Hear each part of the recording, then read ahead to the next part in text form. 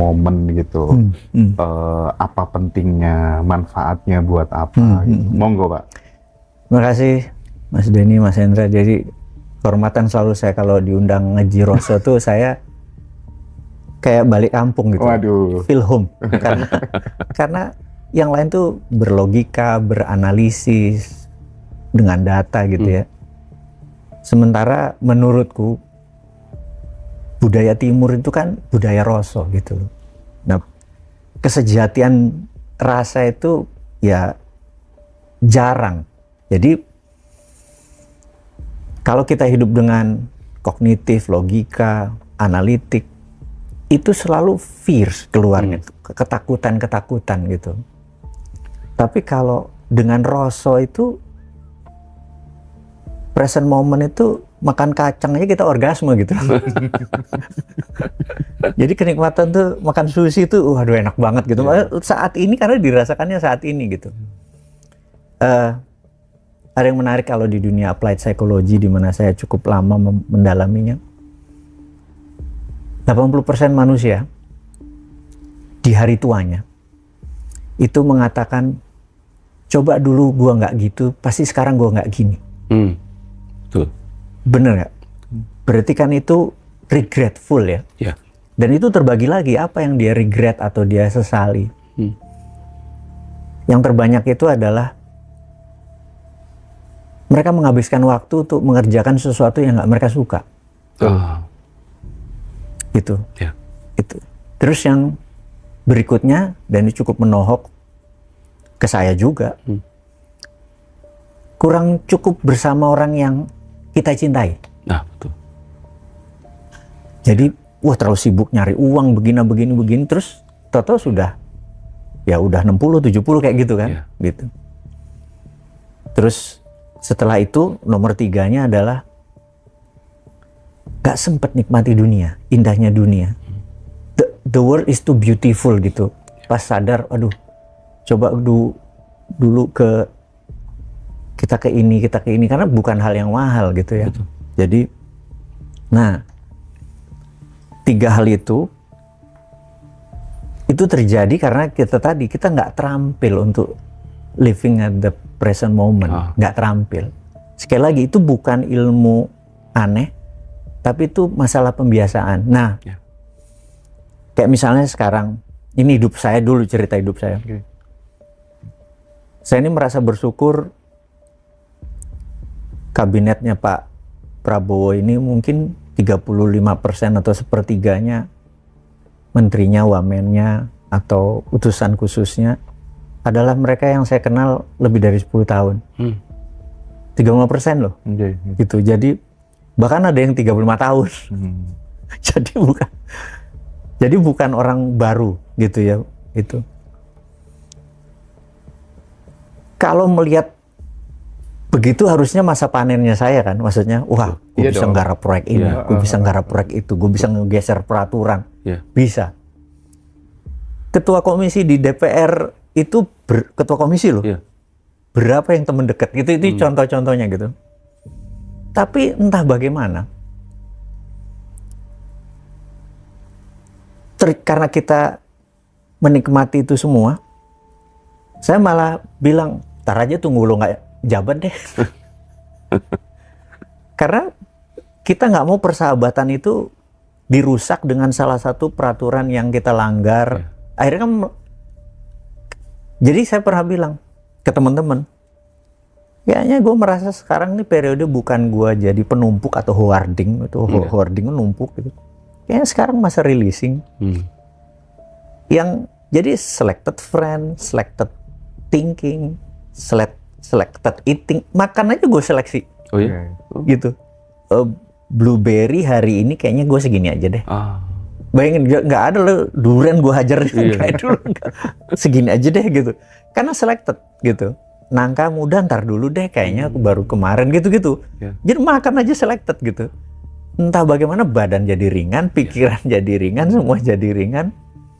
Ya itu, abis itu malah, bro ini kayaknya emang lo punya nih bro. Nah itu tuh datang sendiri, akhirnya jadi bonus. Kayak, makanya saya pikir kok enak ya. saya boleh jujur, 3-4 tahun terakhir saya merubah shifting itu. Kok enak ya gitu. Ini versi saya. Versi saya itu karena badan ringan dan sebagainya. Nah, itulah saya pikir mungkin ini periode journey, perjalanan. Tapi kok saya ingin mempromot ini ke semua orang. Karena di masa ekonomi yang saat ini menggelisahkan. Bener nggak? Kita tuh ngelihat beberapa itu melihat kayak, wah ini bakal end of the world, ini bakal kiamat nih, kayak gitu nih, Indonesia bakal bubar nih, dan lain sebagainya. Terus kita living on fear, hidup dengan ketakutan, dengan persepsi yang negatif. Akhirnya kortisol kita tidur nggak dapet, kelenjar ininya naik, kita jadi stres. Ya rambut putih. bukan nyemoni. Tapi ya karena nggak balance. Karena nggak balance. Kira-kira gitu deh. Ini prolog awal nih. Tapi dengan kondisi yang banyak orang menjadi khawatir gitu ya, ini kayak bakal kiamat ini republik ini gitu kan. Apalagi habisin kemarin ya naik pertama naik hari ini tadi jam ini 00 kan seolah-olah Pak Mardigu akan bikin event itu menjadi sebuah jawaban gitu. Ini kalau nggak rubah cara berpikirmu ya kamu akan tamat. Itu hanya bahasa promosi atau beneran sih Pak? Nah, iya itu pengalaman pribadi. Jadi paling enak kan kita kalau cerita itu pengalaman pribadi, bukan katanya atau dulu Rasulullah, maaf ya, 1400 tahun yang lalu saya nggak ke visual gitu ya. Gitu. Jadi pengalaman saya adalah bukan untuk menjadi teman-teman mencontoh 100%, tapi pengalaman itu membuat teman-teman jadi merefleksi. Iya ya, gue paham maksudnya. Jadi misalnya suatu hari saya pernah mengalami masa jaya, semuanya mudah, apa yang saya sentuh jadi emas gitu. Punya Midas touch, sentuh emas, ini emas. Dengan berjalannya kehidupan, toto apa yang saya sentuh jadi tai gitu. Gagal gitu. Saya bingung. Maksudnya saya bingung tuh, ini gimana ya? Rasanya gue nggak ada yang gue ubah gitu ya, dari cara berpikir, dari cara bertindak, nggak ubah. Bahkan maksudnya kalau dulu saya tertib iman tuh tahajud saya nggak pernah putus, sholat duha enggak, yang gitu-gitulah semua yang basic-basic, yang katanya itu adalah solusi-solusi keuangan dan lain sebagainya. Tapi buktinya tuh kapal saya karam di Muara Buntok, Kalimantan. Di saat yang sama kapal saya udah deliver di Sungai Mahakam, sungainya surut, kapal saya nggak bisa keluar, kena demurrage. Terus tanur tuh untuk ngebakar mineral, kena gempa, crack di Cilengsi. Itu beruntun. Terus money changer kerampokan 3 bulan tuh 2 kali. Jadi berapa? Istilahnya 10 bidang usaha, 10-10nya problem dengan berbeda-beda kasus gitu. Saya kan bingung gitu kan. Karena semuanya bukan kesalahan kita ya. Sungai surut, gak pernah seumur-umur di Mahakam tuh surut kayak gitu loh. Gitu. Terus gempa mana kita bisa prediksi atau crack itu ininya patah gitu. Terus nggak di cover asuransi karena force majeure dan lain sebagainya Kan saya mau bilang ini berarti ada yang faktor X yang lebih besar gitu kan waktu itu. Tapi waktu kita mau nyalahin nggak bisa juga kita gitu. Terus akhirnya itu bapak angkat saya itu ngomong, kalau lu nggak rubah cara lu melihat dunia, nggak lu rubah paradigma. Jadi paradigma itu misalnya gini, ini lu ngelihat nih ada bingkai, ini lu ngeliat dunia kayak gini gitu. Kalau lu nggak rubah tuh dibesarin, oh ternyata ada ini, oh ada ini gitu loh. Itu lo akan pasti balik seperti ini. Jadi kalau misalnya lo pendapatan lo 5 juta sebulan dan itu udah berjalan selama 5-6 tahun, udah jadi mustika dalam diri lo, ya lo kan segitu terus. Gitu. Terus kalau lo mau jadi 50 juta, ya ubah gitu. Kayak nonton IMAX ya. Bener, layarnya digedein, bener. Jadi kelihatan nggak kelihatan. Diubah. Nah, aku pikir gimana ngerubahnya kan gitu kan? Ya, akhirnya ya itu saya bingung kemana. Tapi bagi saya kehidupan itu nyentrik gitu. Itu versi saya ya. Kan waktu kita meratap itu kan nggak ada suaranya kan? Ya Allah begini nggak ada suaranya. Tapi meratap itu wajib. Cuma jangan harap jawaban itu ada di telinga seperti gue dulu gitu. Karena cara komunikasi semesta itu punya caranya. Dia malah menggunakan indirect language atau nah ini Mas Dini Darko paling jago tentang indirect language ini. Jadi bahasa-bahasa tidak langsung. Nah, di situ yang kita harus pakai roso. Gitu, pakai roso untuk melihat. Jadi sekali saya lagi berdiri gini sore-sore jam 6 kali maghrib, tetangga saya lewat, di samping saya ada kotak sampah, saya nggak yakin dia lihat saya, dia buka jendela, terus dia buang kertas, nggak masuk ke samping kaki ini. Itu ya udah dia jalan, ya udah dia pasti nggak lihat saya, bukan niat melempar kok orang, dia jalan, dia nggak masuk gitu.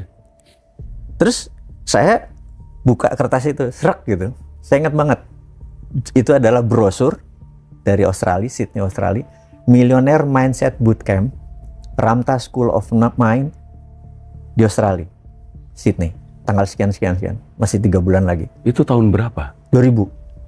Berapa harganya? Di rupiah Indonesia waktu itu 39 juta. Tahun 2000. Dalam kondisi beliau lagi jatuh. Terus saya langsung, ini maksud lu. Iya. Cara hasil ratapan tadi ya Pak? Ini itu loh maksudnya. Jawabannya. Kan roso yang kita pakai, kan logika nggak masuk kan? Ya, ini maksudnya 39 nggak bercanda nih gitu kan? Jadi ya udahlah, saya pikir ya kalau itu Allah bilang kok itu kan gue pernah nggak mau kayak gitu tuh. Terus saya pikir ya udahlah, prinsip saya kan teman-teman mungkin udah tahu. If you never throw the dice, you will never have a 6. Kalau lo nggak pernah lempar dadu, lo nggak mungkin dapat 6 gitu. Wah, lempar dadu aja. Lempar dadu itu paling kecil 1, paling gede 6, bener nggak? Betul. Tapi kalau kita nggak lempar 0, udah lempar aja lo paling gede, paling dapat 1, bener nggak? Betul. Gitu. Saya roll the dice, gitu. Itu berangkat pertamanya. Karena jual apa itu Pak? Oh macam-macam. Jadi istri saya itu dulu pengusaha baju muslim, jadi punya mesin bordir. Tapi karena ekonomi lagi susah, biasa istri sudah ke mertua, anak udah ke mertua. Itu yang saya selalu bilang bahwa jatuh cinta tuh pakai perasaan, mempertahankannya pakai income. Begitu nggak punya pendapatan, wah salah. Jadi ya udah nih ada barang, saya pikir saya jual aja lah. Intinya untuk modal. Nah, karena saya pikir bukan berapa besar uang yang kita investasi, tapi berapa besar kita berani menanggung. Bukan berapa besar uang yang akan kita dapat atau manfaat yang kita dapat, tapi berapa berani kita menaruh investasi. Jadi it's not how much you can get, tapi how much money you willing to sacrifice. Saya pikir, udahlah, 39 juta kalau emang bisa merubah ini gue ya roll the dice aja lah gitu. Jadi bukan nanti gue dapat apa gitu ya. Karena kita nggak bisa hidup dengan nanti, karena kita bukan hidup dengan nanti, itu namanya playing God. Bermain-main menjadi Tuhan. Gak boleh. Ada anak kita, oh nanti kamu jatuh, ya jatuh beneran. Udah kalau kamu nggak belajar nanti kamu gitu ya. Nanti itu playing God. Itu versi saya. Jadi saya nggak pernah bilang nanti gue bakal jadi kaya nggak. Kalau jadi buat apa mempertanyakan? Karena kalau kita orang versi kita ada yang seeing is believing. Oh dia kaya nih 1 miliar, gue ikut deh Millionaire Mindset misalnya gitu. Karena dia. Tapi menurutku yang paling sukses itu yang bukan seeing is believing. Tapi believe first, then you will see. Oke. Lu percaya dulu, pasti ngelihat. Percaya utuh dulu ya. Percaya utuh dulu, pasti pasti nanti jadi gitu. Nah, orang yang masih masih junior lah orang itu harus mana buktinya gitu dulu kan, gitu ya. Betul. Nggak bisa, Pak. Semesta, maksud versiku, semesta nggak bisa di-challenge. Lu percaya sama gue nggak? Gue kan authority-nya lebih tinggi dari lu. Iya. Jadi believe first, then you will see. Jadi saya bilang, ya udahlah, gue percaya ini pasti bisa. 39 juta nggak ada apa-apanya, gitu loh. Udah, itu yang saya pikir berangkat untuk merubah mindset. Begitu 8 hari di sana, 7 hari kelasnya, pulang, biasa. Logika kita bermain. Mek ngono tok ya. Masa sih? Nah, itu wajar itu ngomong. Masa sih gitu. Jadi itu kita mulai meragukan. Mulai questioning. Itu penyakit semua orang. Itu manusiawi, jangan dilawan. Masa sih gitu ya? Ya udah, kita berjalan terus. Sampai suatu hari kita kepentok kan. Tak. Itu moment of greatness. Baru kita bilang, kayaknya gue putuskan ini nih, pasti jadi ini, gitu ya. Itu. Nah, Mas Hendra nih dengan ngaji rosonya nih sebenarnya mengingatkan budaya timur yang luhur itu tentang roso. Jadi udah nggak pakai logika. Begitu kita berhenti menggunakan logika, kita menggunakan roso atau hati gitu, itu beda loh. Jadi benar banget. Jadi ini memang data, tapi keputusan tuh di hati. Begitu keretek, nah gitu. Itu Pak. Bener. Itu yang terjadi di ngaji roso tuh Pak. Aku tuh bikin blueprint jiwa ya. Bener berangkat dari kegelisahan dan keresahan hidup kan sebenarnya ya. Based on Warige Bali gitu kan. Terus kayak memang bener-bener ini bukan kerja pikiran ini, kerja sukma, kerja jiwa, kerja rasa gitu. Nggak sampai 3 bulan tuh yang order 2.300. Gila kan, hal-hal kayak gitu ya, kan gitu. Yang dimaksud dengan Pak Mardigo itu. Bener. Kan? Sebenarnya kan kayak ahli nujum, tukang santet. Ini kita bicara itu hal negatif, bener nggak? Betul. Mau nggak gue ajarin tukang santet modern? Ini begitu ngadepin kepala cabang ini, kredit kita keluar nih. Bener nggak? Ngerti kok vibrasinya, kita bisa nyamain kok vibrasinya. Langsung dia ketemu kita tuh kayak udah teman 1000 tahun kok. Langsung percaya sama kita gitu. Itu bukan negatif, bukan santet. Saya bilang, kenapa nih dukun-dukun santet nggak goyangin yang sisi positif gitu ya? Karena ilmu itu sebenarnya karena ilmunya seperti tadi Mas Denny Darko suka cerita tuh. Ya pedang mau dipakai apa ya pilihan orangnya gitu ya. Gitu. Kenapa pakai yang negatif? Itu pakai yang positif aja. Jadi saya kalau bilang ini pelajaran jadi nabi ya. Karena pelajaran jadi nabi itu percaya 1000%. Gitu. Percaya dulu gitu. Itu jadi sesimpel itu pelajaran yang saya dapat itu, dan saya pengen akhirnya saya kombinasi dengan akhirnya saya setelah itu saya asal 1-2 tahun saya tuh sering belanja ilmu. Misalnya di Kerala di India ada seorang ini nih gitu, kita ke sana gitu. Ini ada ini nih di Siberia, kita ke sana. Di New Zealand ada Sandy McGregor nih, kita ke sana gitu loh. Pokoknya kita jadi haus ilmu gitu. Kita ke Lester Levinson gitu ya. Ya orang-orang yang kalau sekarang saya muda ke set guru kali saya gitu ya. Hanya untuk lihat the other side of the moon. Gitu.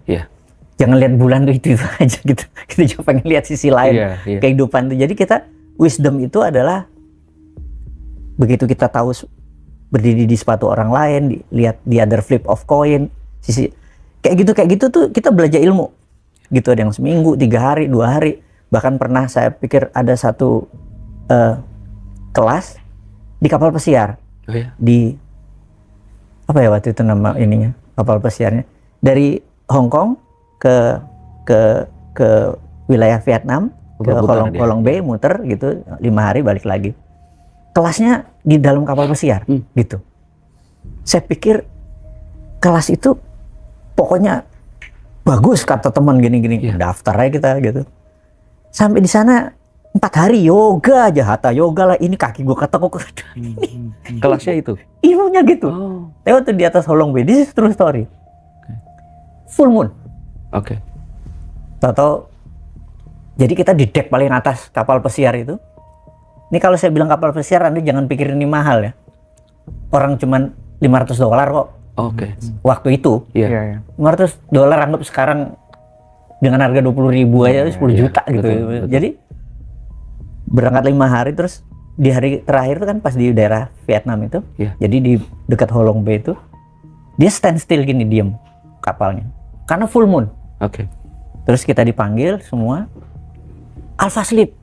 Jadi kita ada matrasnya yoga tuh, kita alpha sleep gitu. Ini jadi kita harus masuk ke alpha gitu. Toto sebelah berdiri terbang gitu. Jadi karpetnya bisa diangkat, elevate. Oh ya? Karena daya tariknya bulan itu loh. Oke. Wih, gue nggak konsen, gue lihat terbang.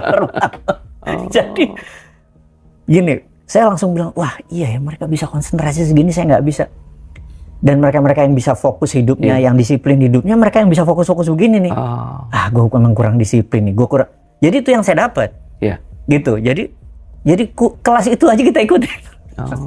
Jadi ya pelajarannya sih, saya pikir ngapain sih, ini kan selalu kayak gitu ya. Bahkan di India, di Kerala tuh 5 hari vegetarian. Tahu nggak pelajaran ini? Kita nggak boleh mikir. Jadi puasa mikir. Jadi kalau di kepala kita ada sesuatu tuh ngebleng tapi konstan. Bisa kalau ngebleng. Ini true story. Kayak ngelamun jadi. Kayak ngelamun terus-terusan. Jadi nggak boleh fokus loh. Abang malah capek itu. Wah. Jadi kita mengistirahatkan otak liar kita ini. Wah, nggak gampang. Dan nggak boleh tidur. Ya, tidur tetap. Semua normal. Cuman kita nggak boleh ngebleng lah bahasa Jawanya ya. Ya benar-benar kayak ya bengong juga enggak. Karena kita tetap kerja, bukan diem gitu loh. Enggak gitu. Jadi kita tetap harus ngapain gitu. Di sana ya kita harus bersihin kamar gitu. Nggak mudah, ngebleng itu nggak mudah. Terus ini saya mau ceritakan bahwa di dalam belanja ilmu, Anda berguru itu kemana aja. Di hari terakhir, brother, temanku bilang, dia ngambil bunga mawarnya lucu. Iya. Terus kok ada ini ya? Apa kayak tahun baru tuh namanya? Kembang api. Kembang api ya. Oh iya, keren ya kan. Terus kembangnya gede. Oh iya, gede ya. Kita kayak halusinasi. Ternyata kita bisa milih apa yang kita lihat. Gila, ini ilmu apaan nih? Jadi sekarang kalau kita melihat sesuatu, kita bisa milih, oh ini indah. Itu indah bener. Jadi gue sering melihat sesuatu, gue nangis. Karena kan itunya terlatih gitu, ngeliat misalnya tempat sampah gitu ya, kan jelek atau busuk segala macam. Tapi wah, kok banyak plastik ya? Itu, wah ini plastik harganya lagi naik. Itu bisa ngelihat yang kayak gitu, nggak ngelihat yang jelek-jelek gitu. Karena seeing itu bisa selected, melihat itu bisa kita pilih. Di tengah yang ini kita ngelihat yang ini gitu loh. Jadi itu ya. Nah, kalau tanya ilmu apa yang dipelajari, gak ngerti gue. Diajarin lagi gue jangan ngerti gimana ngajarinnya gitu. Jadi ngebleng ilmu. Jadi kalau diceritain, nah saya seneng belanja ilmu karena itu setiap tahun selalu menyempatkan keluar. Bahkan yang terakhir saya di Barcelona 5 hari ngambil kelas tentang apa namanya, lingkungan akunting sistem pakai karbon dan lain sebagainya. Itu simple kelas, 3-4 hari doang. Masih ada satu hari Toto KDM nelpon, Mas, Rebo bisa datang? Kang, gue di Barcelona. Jadi gue gak ikut kelas terakhir, gue berangkat. Kan yang bisa manggil kita ke Jakarta cuma 2. Kalau nggak KDM, Prabowo. Di summon. Jadi udah datang itu dan ada kegiatan yang kayak gitu. Jadi bahkan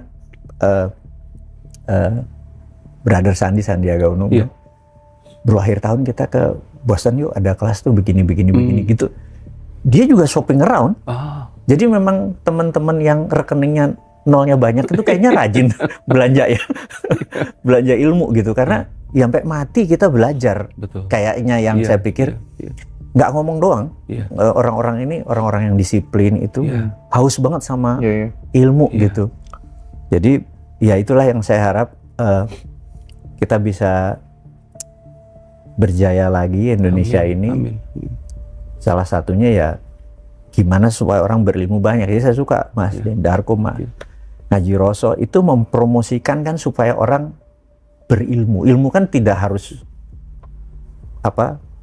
akademik yang di sekolah. Ilmunya terlalu luas kan di dunia ini. Ya, itu yang saya pikir kenapa kalau Ngaji Roso mau podcast atau ini saya ngomong, oh iya dah kesempatan, karena di tempat lain saya nggak bisa ngomong kayak gini. yang versi begini nih. Oke. Seperti anak kecil gitu Pak, kalau kemudian dikomparasikan misalnya ya, kalau anak kecil terlahir dari keluarga yang memang sudah makmur. Ini kalau mau dibandingkan sama kita yang orang biasa-biasa aja terus ikut kelas ini, kelas itu, jauh lah. Artinya DNA kemakmuran itu kan orang dia berkumpul sama papa mamanya secara vibrasi kemakmuran dia dapat banget gitu. Nah, itu ada kaitannya nggak sih dengan bagaimana misalnya kalau nanti di Jogja bulan Agustus gitu, kita ada MMBC, itu kan Pak Mardigu mengumpulkan orang-orang yang rekeningnya nolnya udah banyak-banyak gitu. Kan biasanya kan satu-satu itu omset saya udah 2,5 M, ada yang 5 M segala macem gitu. Apa yang ingin Pak Mardigu tawarkan lewat bonding yang sangat kuat dengan peserta-peserta lain tuh? Manusia itu belajar dari meniru, apalagi anak-anak. Jadi kata-kata itu kurang efektif lah. Mereka copycat, anak-anak diri kita. Jadi belajar dari meniru. Kalau kita ini misalnya lagi ada hutang, bermasalah, segala macam, itu nggak ada masalah. Itu wisdommu, jangan dihilangkan. Wisdomnya seseorang yang lagi susah itu. Karena nanti waktu dia mendapatkan rezeki uang atau kekayaan, dia dapat bijaknya. Gitu. Nah, di kelas itu, karena kita tahu kelas 10 juta ya, isinya mereka-mereka yang miliar itu udah di tangan. Entah omset, entah aset, entah dari warisan, entah dari keringat sendiri udah di level itu. Nah, kalau teman-teman memaksa diri dengan 10 juta ya pasti masuk ke level kelas ini nih. Lu paksa diri lu masuk supaya ke level ini. Nah, di kelas itu yang saya harap mereka ditulari dengan teman-temannya. Itu satu yang saya harap. Nah, isi kelas itu apa? Isi kelas itu adalah kita cleansing dulu yang negatif. Jadi banyak sekali software miskin masuk ke kita tanpa kita sadar. Ini saya ulangi software. Jadi sewaktu manusia lahir, kita punya CPU itu sama. Komputer kita itu sama. Hardware-nya sama. Hardware-nya sama, CPU-nya sama, kemampuannya sama. Software apa yang ditaruh dalam kehidupan? Software itu bisa dengan sengaja kita yang masukin, bisa pressure dari lingkungan, bisa dari orang tua, bisa dari guru, dan lain sebagainya. Salah satu software itu ada software kaya, ada software miskin. Jadi, kalau yang dimasukin software kaya, bagaimanapun caranya dia pasti akan kaya. Tapi kalau software miskin, seberapapun kaya dia sekarang, ada cara untuk uang itu keluar dari dia, kan gitu kan. Nah, jadi di kelas itu, software miskin itu kita buang dulu, kita erase. Karena apapun yang masuk, itu hukum alam ya kan, apapun yang man-made, itu kan man-made. Betul. Bisa kita lepas. Tapi yang bukan man-made, misalnya burung terbang punya sayap. Sampai kapanpun manusia nggak punya sayap, nggak bisa terbang gitu kan, karena bukan ciptaan manusia. Nah, jadi pertama yang kita buang adalah poverty conscious tadi, software kesadaran miskin kita hapus. Nah, kesadaran miskinnya itu dimasuknya bukan karena kita. Kebanyakan misalnya dulu, seseorang waktu kecil, ada masih 3 tahun, 2 tahun, ada uang kertas di jalan, dia ambil, terus orang tuanya bilang, awas kotor-kotor, jangan, uang. Masuklah software, uang kotor gitu loh. Itu poverty conscious itu, gitu. Ini gak dibuang, ya duit berjarak sama lu, gitu. Nah, kita nggak bisa ceritain di sini, nanti di sana lagi mana software miskin yang mau kita buang itu, gitu kan. Jadi yang kita sebel itu adalah, dok, kan bukan gue yang masang. Tapi anak di bawah 5 tahun, dia itu nggak ada conscious dan subconscious, atas sadar dan bawah sadar. Anak di bawah 5 tahun semuanya subconscious, semuanya bawah sadar, sehingga semua yang masuk di situ jadi nilai permanen. Bener nggak? Betul. Nah, di golden age itu dimasukin apa? Gitu. Nah, yang tentunya karena kita adalah prosperity conscious, kita fokus di kesadaran miskinnya kita buang. Lalu kita taruh kesadaran kaya, gitu kan. Nah, begitu kesadaran kaya muncul, softwarenya udah dipasang, kita ngelihat tuh, apa-apa sekalian jadi duit tuh. Gitu. Oh, ini bisa diduitin, bisa diduitin. Nah, kita melihat bisa, tapi eksekusinya bagaimana? Betul. Nah, yang pengalaman ini gimana nih gue ngeduitin? Nah, yang pengalaman itu pengalaman gue gini, pengalaman gue. Itulah akhirnya karena itu di kelas itu kita bukan hanya mereka duduk di kelas belajar. Nggak gitu. Jadi di kelas nanti kita suruh ngisi kuesioner, dari kuesioner itu saya memetakan dia punya bukan astrologi, apa namanya? Dia punya karakter basic ya, seperti apakah dia tipe risk taker atau safety player. Bener kan? Dia harus, kita harus tahu tipe-tipe begitu. Berarti karakternya akan kita tabrak. Kalau di kamar itu nanti, jadi di sini kamar yang risk taker kita pasang sama yang safety player. Gitu. Yang extrovert kita kasih kamar sama yang introvert. Karena biar di kamar itu mereka konflik. Tahu sendiri orang introvert habis mandi anduk ditaruh, bener nggak? Odol rapi, bener nggak? Ekstrovert, apa? Apa? Tapi hidup ini memang harus tolerate sama perbedaan. Begitu sukses itu pada saat kita bersama orang yang beda sama kita. Karakternya beda, ininya beda. Karena dia bisa ngelihat sisi lain dari kita gitu. Nah, pada saat kita bermitra, wajib apa-apa beda sama kita. Saya ini global.